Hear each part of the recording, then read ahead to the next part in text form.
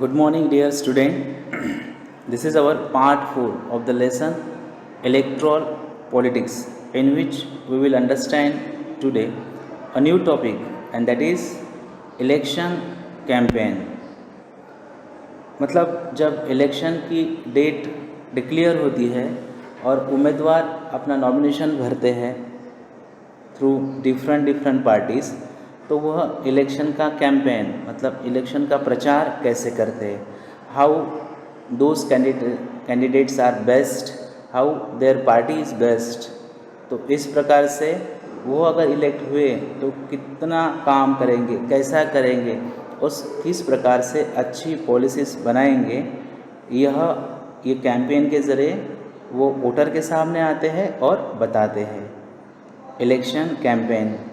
The main purpose of election is to give people a chance to choose the representative. आपको पता है election का main उद्देश्य यह है कि लोगों को एक चांस मिले अपने रिप्रेजेंटेटिव चुनने के लिए।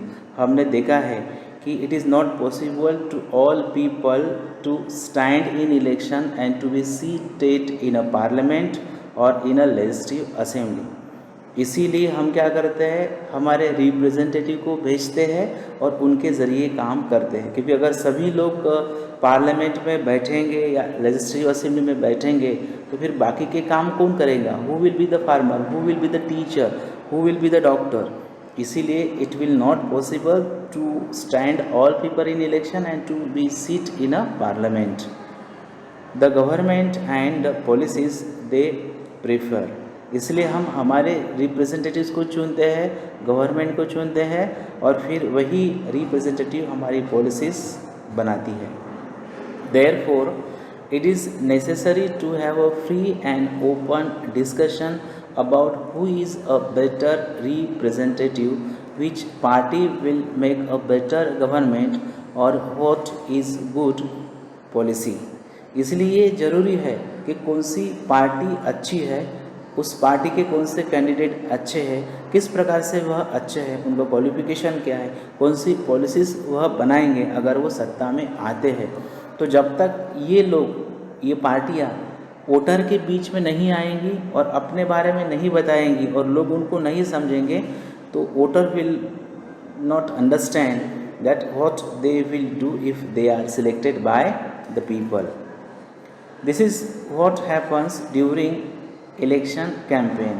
तो इलेक्शन कैंपेन जो होता है उस समय ये ऐसा ही होता है।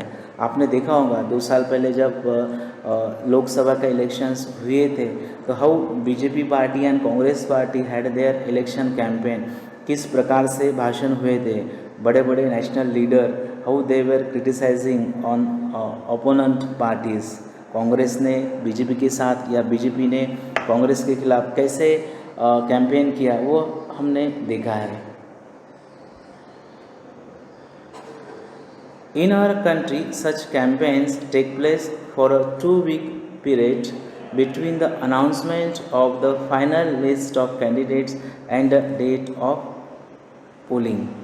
इंडिया में जैसे ही कैंडिडेट अपना नॉमिनेशन फॉर्म भरते हैं, इलेक्शन की डेट डिक्लेयर होती है, वैसे ही 15 दिन एक टाइम मिलता है, 2 weeks, 15 days time is getting for the political parties and their candidate to have election campaign among the voter. During this period, the candidates contact their voters, political leaders, addresses elections meetings and political parties mobilize their supporters. तो ये जो 15 दिन का समय होता है, मतलब after the declarations of the election dates and after the filling of nomination form by the candidate by the party, 15 दिन का समय उनको मिलता है और उस 15 दिन में the candidate of those party who had filled the form for particular constituency, फिर वो अपने कॉन्स्टिट्यूंसी में जाके अपने बारे में, अपने पार्टी के बारे में प्रचार करते हैं, बताते हैं if they are selected how they will run the country. This is also the period when newspapers and television news are full of elections related stories and debates. तो ये 2 week का पीरियड, 15 दिन का पीरियड ऐसा होता है जिसमें every newspaper on every news channels the news are coming related to the different political parties.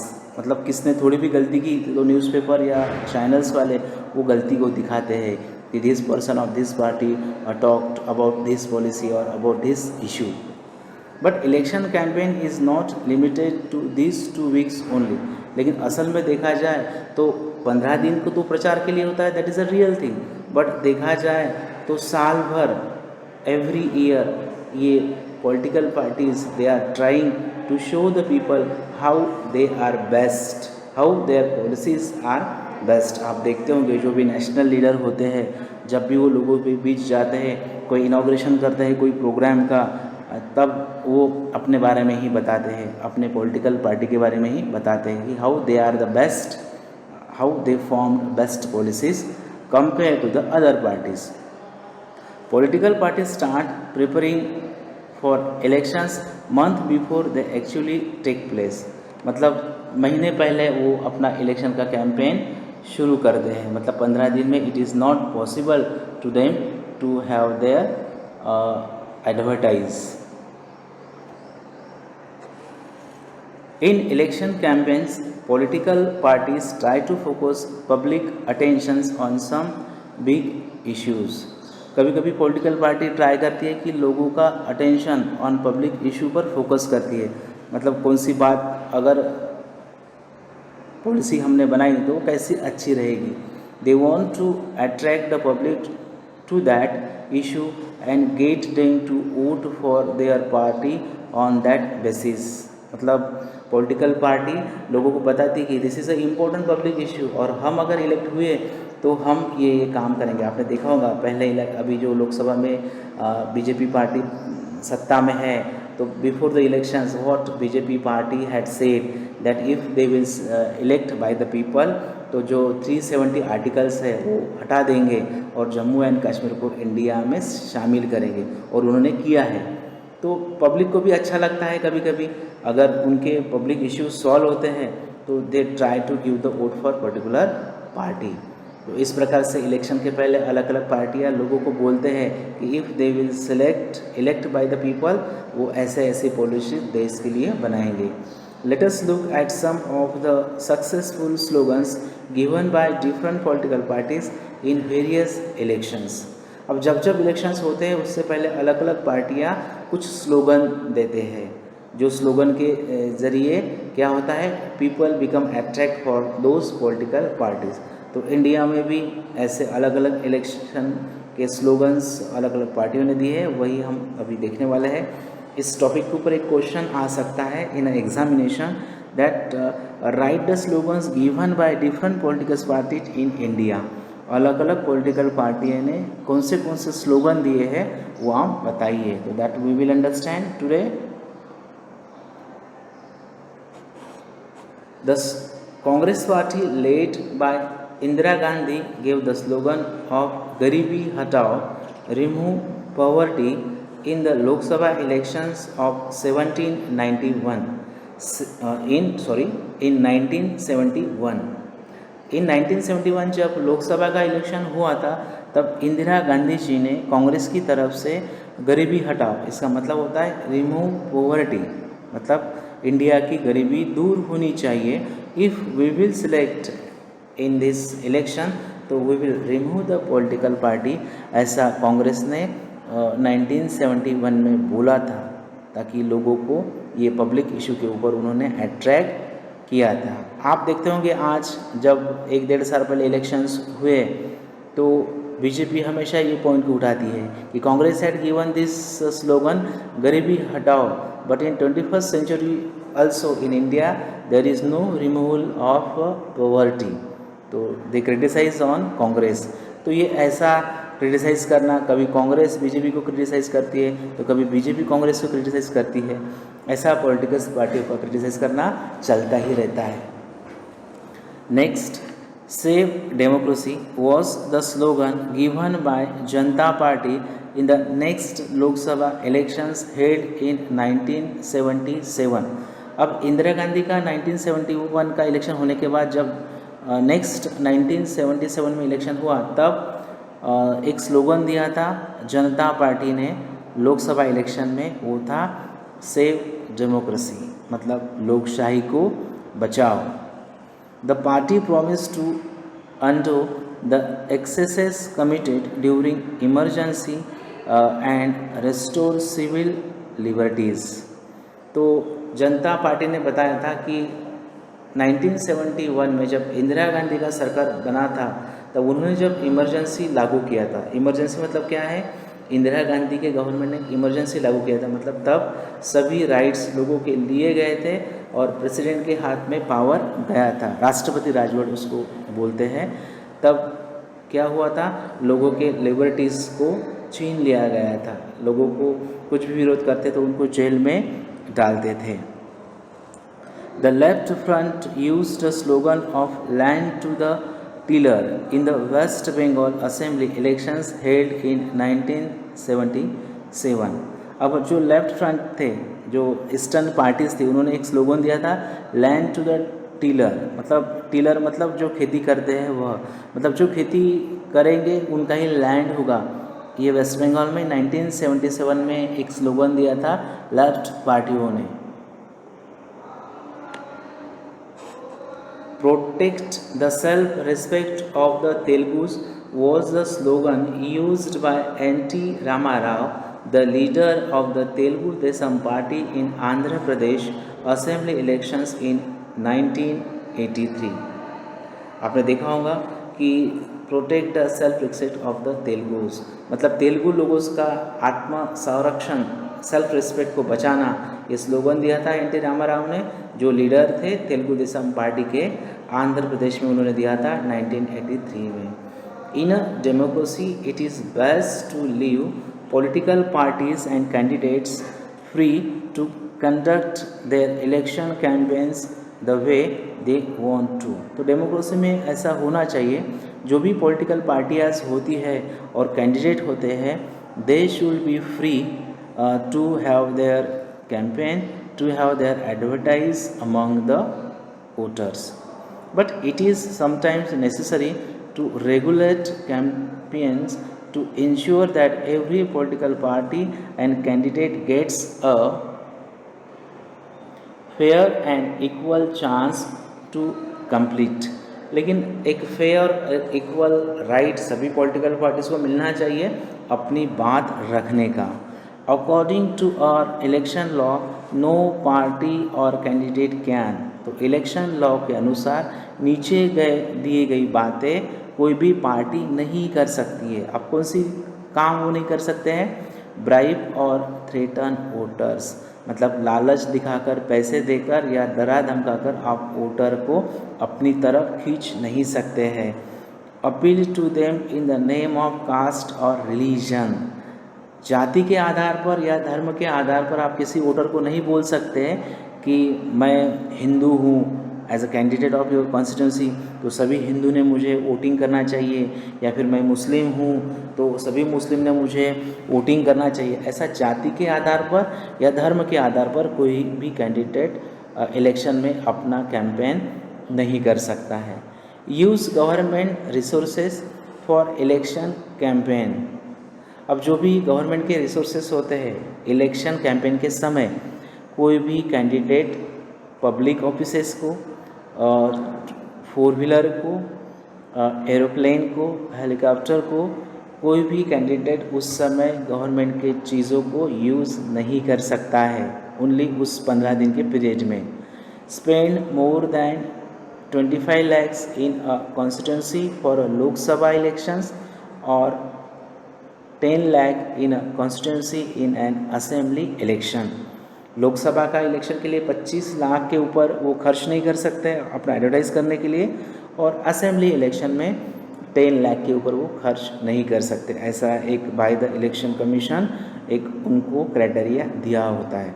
But real में देखा जाए स्टूडेंट तो लोकसभा इलेक्शन में मोर देन 10 करोड़ और 15 करोड़ वो खर्च करते हैं, बट वो दिखाते नहीं हैं, वो अपनी तरफ से नहीं दिखाते हैं। वो बोलते हैं कि ये खर्च तो किसी XYZ पर्सन ने किया, हमने किया ही नहीं है, ऐसा करते हैं। मतलब अपनी तरफ से खर्चा वो 25 लाख लाख का दिखाते हैं लोकसभा इलेक्शन में, और असेंबली इलेक्शन में वो ऐसे बिल दिखाते हैं 10 लाख के कि वो बताते हैं गवर्नमेंट को कि हमने इतना इतना खर्च किया है।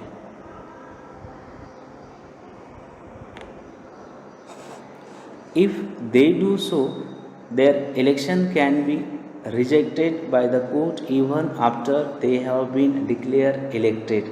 अगर उन्होंने 25 लाख के ऊपर लोकसभा के लिए और 10 लाख के ऊपर लेजिस्लेटिव असेंबली के लिए खर्च किया, तो इलेक्ट होने के बाद भी ऐसा अगर सिद्ध होता है, प्रूफ होता है कि इन्होंने ज़्यादा खर्च किया है, तो that candidate can lose their seat also। This is by the order of court. In addition to the laws, all the political parties in our country have agreed to a model code of conduct for election campaigns। इसी कारण सभी पार्टियां जो है by the code of conduct मतलब आचार संहिता को अपनाती है।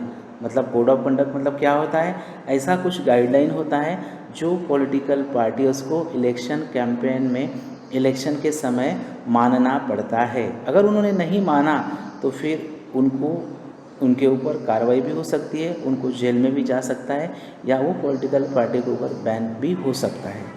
According to this no party और कैंडिडेट कैन।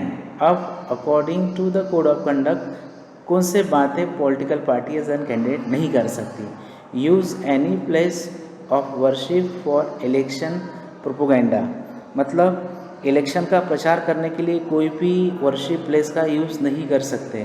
मतलब 15 दिन के जो कैंपेन का पीरियड होता है 15 डेज़ का, उस समय कोई भी मस्जिद में, कोई भी मंदिर में, कोई भी गुरुद्वारा में वह कैंडिडेट अपने पॉलिटिकल पार्टीज़ का प्रचार नहीं कर सकता है।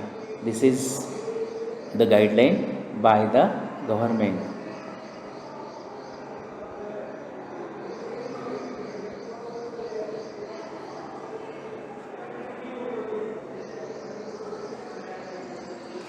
Use government vehicles, aircrafts and official for elections, मतलब कोई भी गवर्नमेंट का vehicle, 4 wheeler, aircraft, aeroplanes and officials for elections, मतलब कोई भी ऑफिसेस गवर्नमेंट का वह यूज़ नहीं कर सकते हैं कैंपेन के समय, बाद में वो कर सकते हैं।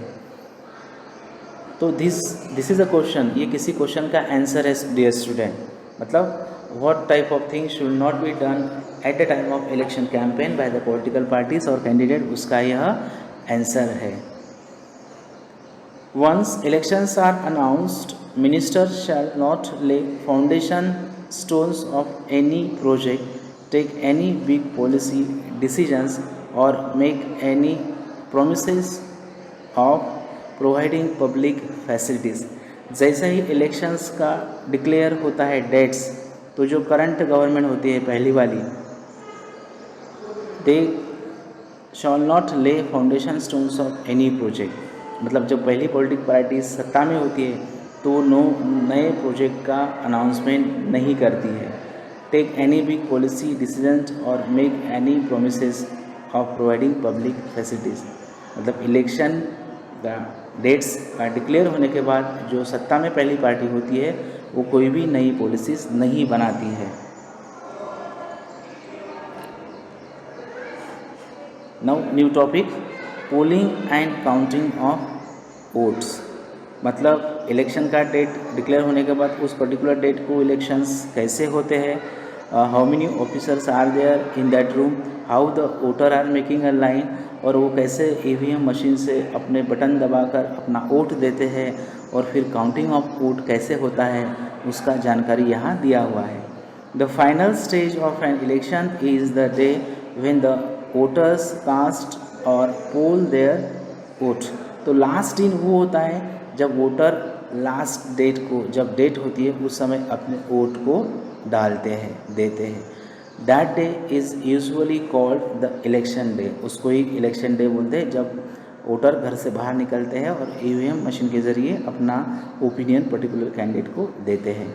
Every person whose name is on the voter list can go to a nearby polling booth situated usually in a local school or a government office. तो क्या होता है, जो भी वोटर है वो आपने देखा होगा, आपका गांव है, सिटी है, तो गवर्नमेंट स्कूल जो होते हैं वहाँ पर जनरली वो पोलिंग रूम होता है जहाँ पर 4-5 ऑफिसर्स ईवीएम के साथ कोई साइन लेता है, कोई वो अपना वोटिंग लिस्ट को चेक करता है और कोई ईवीएम मशीन को कंडक्ट करता है, तो वो करते हैं। Once the voter goes inside the booth the elections officers identify her.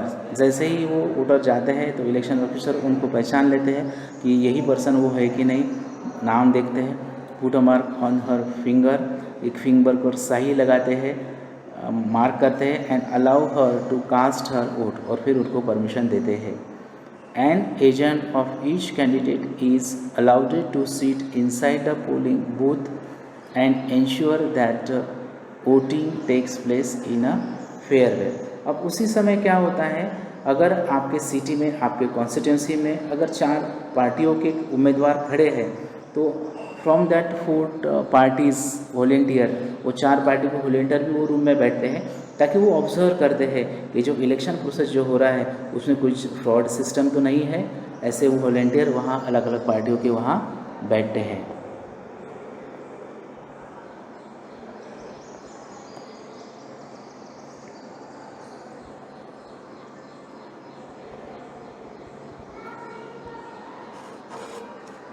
Earlier, the voters used to indicate who they wanted to vote for by putting a stamp on the ballot paper. आपको पता था 15-20 साल पहले क्या होता था, voter क्या करते थे, एक उनको पर्ची मिलता था, पेज मिलता था जिस पर सीरियल नंबर, कैंडिडेट का नाम और उसका फ़ोटो और उसके सिंबल पार्टी का रहता था, जिस पर एक स्टैम्प उनको मिलता था और वोटर उस स्टैम्प को उस पर्सन के सामने लगाते थे, उसको बोलते थे ballot paper. A ballot paper is a sheet of paper on which the names of the contesting candidate along with party name and symbols are listed. मतलब बैलेट पेपर पर कैंडिडेट का नाम, पॉलिटिकल पार्टी का नाम, serial number और उनका symbol होता था, जिस पर हमको एज ए वोटर स्टैम्प डालना पड़ता था और फिर वो पर्ची हमको उस बॉक्स में डालनी पड़ती थी। बट अब मॉडर्नाइजेशन में ईवीएम मशीन आया है, इलेक्ट्रॉनिक बैलेट मशीन जो आया है, इलेक्ट्रॉनिक वोटिंग मशीन जो आया है, EVM means electronic voting machine, उसके ज़रिए हम अपना वोटिंग करते हैं। Nowadays electronic voting machine, question can come, what is a long form of EVM? तो ईवीएम को लॉन्ग फॉर्म क्या है? Electronic voting machine. Nowadays electronic voting machines EVM are used to record votes।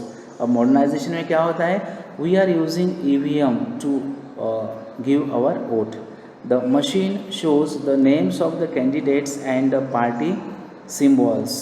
तो machine क्या करती है, वो candidate का नाम और सिंबल दिखाती है, हमको वो बटन उसके सामने का दबाना पड़ता है। Independent candidates to have their own symbol, और जो स्वतंत्र, जो उम्मीदवार किसी पार्टी से नहीं खड़े होते, खुद खड़े होते एज ए इंडिविजुअल, तो उनको भी पर्टिकुलर सिंबल मिलता है। Independent candidates to have their own symbols allotted by election officials, उनको भी सिंबल मिल जाता है। All the voter has to do is to press the buttons against the name of the candidate she wants to give her vote.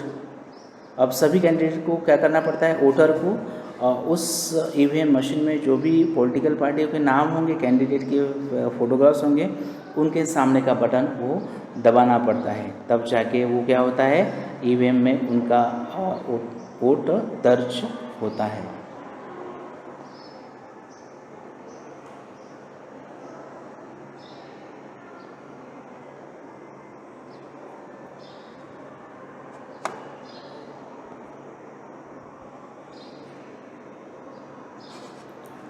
Once the polling is over, all the EVMs are sealed and taken to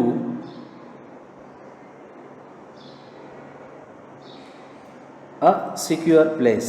बाद में जैसे ही voting ख़त्म होता है शाम में 5 बजे, तो क्या करते हैं, वो सभी ईवीएम मशीन डिस्ट्रिक्ट प्लेस होता है, एक गोडाउन होता है गवर्नमेंट का, वहाँ पर उसको रखते हैं।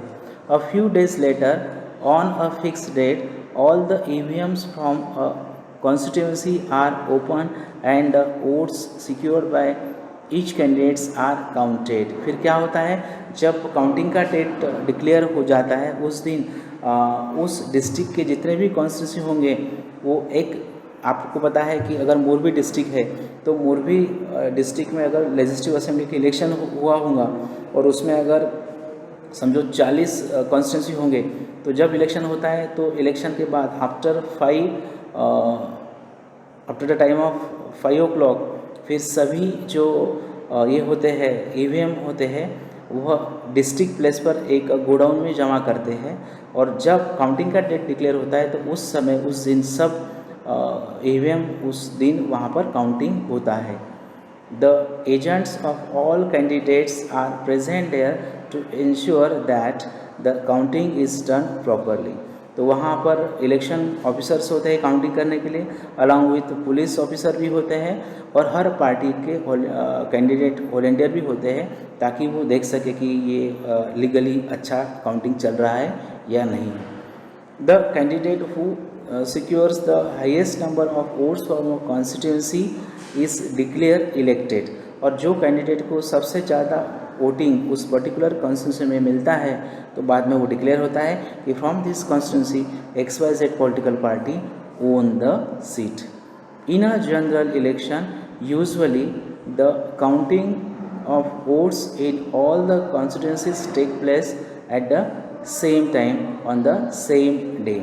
जनरल इलेक्शन जब होता है लोकसभा का तो क्या होता है, सभी काउंटिंग एक ही दिन होता है और एक ही दिन पूरे इंडिया का रिजल्ट हमको पता चलता है।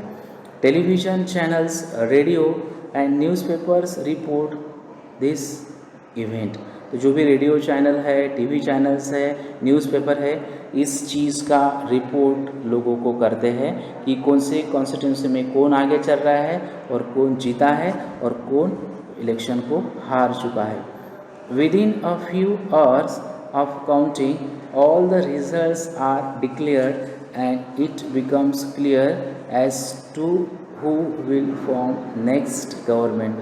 कुछ ही घंटों में ये तय हो जाता है कि विच पार्टी गॉट बेस्ट और मोर votes and who will form the government. So dear student, this was all about our part 4.